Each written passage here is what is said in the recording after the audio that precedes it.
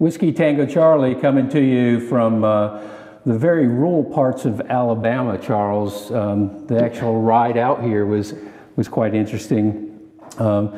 We've been at Big Escambia Distillery before, and we're back here again with our friend Seth, and we encourage you to come join us.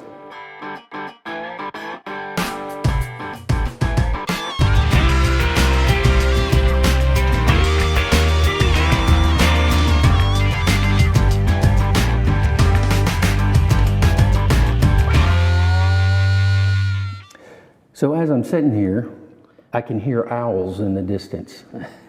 Seth, you got owls out here? Yeah, there's a couple. A couple? Yeah. How far out are we actually from what most people in the real world can fit, talk about civilization, right? So this isn't the big city. No, this is not. We're probably 15, 20 miles to the nearest town. So you have to be real careful about your grocery shopping. You can't just run out and grab some butter, eggs. You have to keep it on hand. And we like it. Yeah. Yeah, I wouldn't have it any other way.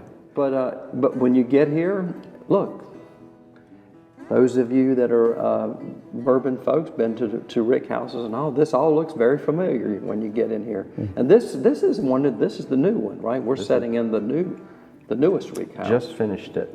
Mm-hmm. So Whiskey Tango Charlie, we really like to bring to awareness that all bourbon is not really made in Kentucky and distilled in Kentucky and aged in Kentucky. We've done quite a few shows on what happens in Texas, Seth. So tell us about Big Escambia and Dettling and the. Well, we didn't know what we didn't know. All I knew is we could try to do it. Right. And what we've learned is the Alabama heat does create a very unique, mature spirit.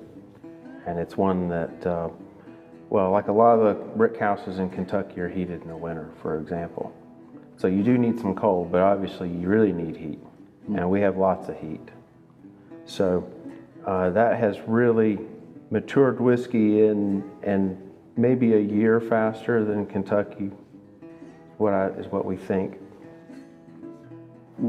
First of all, when I read the article about your stuff, and it was 6 grain, mm-hmm. Like what led to that thought process? Well, when I figured out that no one had made bourbon in Alabama, then I couldn't sleep for 3 days. I just really felt like this was an opportunity, and we needed to not just do it, but we wanted to do it in a way that was defining, potentially. I love Kentucky bourbon. I don't drink my own bourbon. I drink other people's bourbons. That's how you learn and how you stay ahead of the curve. And so I love and respect all of that stuff. So I wanted to make something that was different, but not so different that it wouldn't have mass appeal. Right. So I started with the corns and experimented with what grows in the southern corn belt. We're in the extreme southern corn belt. And I found a really beautiful corn that does very well here, non-GMO corn. I was able to secure some and made whiskey. And it was superior to the other corns that I had been working with. Instead of being grassy and bitter, it was bready and sweet. Yeah. So I thought that was a good foundation, and then how do we add to it, the small grains? Well, how do I come up with that? And basically, it's an oatmeal stout. That was the inspiration. Oh, wow. So I just took oatmeal stout recipes, and I did incorporate rye into it because it's kind of like a signature supporting small grain and bourbon mash bills, and it's basically a bourbon that's an oatmeal stout. Wow. And oatmeal is very oily. Not fusel oils, but it's just oily in the sense of if you notice when you sip an oatmeal stout how creamy it is on the palate. It does the same thing in whiskey. It's a very, very mild tasting distillate if you do just oat. It actually can be beautiful, just 100% oak distillate. But it really is carrying the flavors. It's not the steak, it's the butter on the steak. Okay. And that's really the secret. It extends the finish because it lingers on the palate, and you get a chance to explore different layers of the whiskey because you have time. I got it.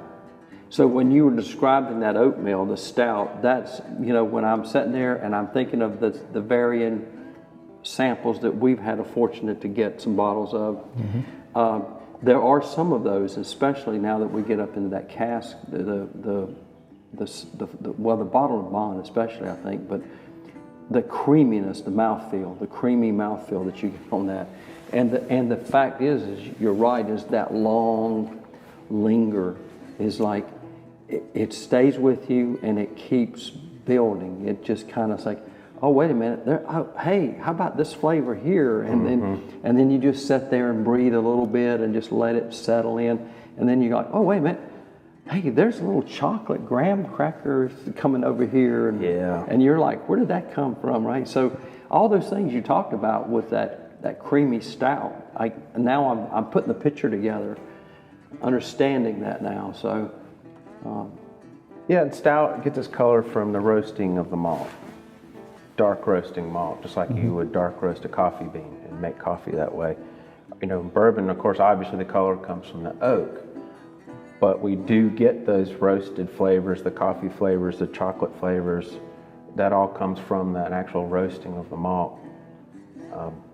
It's the kind of thing you couldn't do in, say, Scotland, for example, where there's restrictions on adding enzymes. You have to. They get their enzymes from their malts, and it's by law, and there's a reason for it. They want to be real traditional with everything. We don't have that requirement for bourbon and rye whiskey. We can add grains that don't add anything but flavor. A dark roasted malt isn't going to really add sugar for fermentation. It's not going to add enzymes. Enzymes that were killed in the roasting of the malt. So any enzymes that it had are gone. So it's kind of it only contributes flavor. right. And you have to be really careful with it because a little bit goes a long, long way. Right. Listen, thank you for taking some time and spending with us. This has been on my little bucket list just to come meet you and see this for myself and just take this in. I love these visits with distillers. So, folks, thank you, and do yourself a favor. Get yourself a bottle of Dettling if you see it.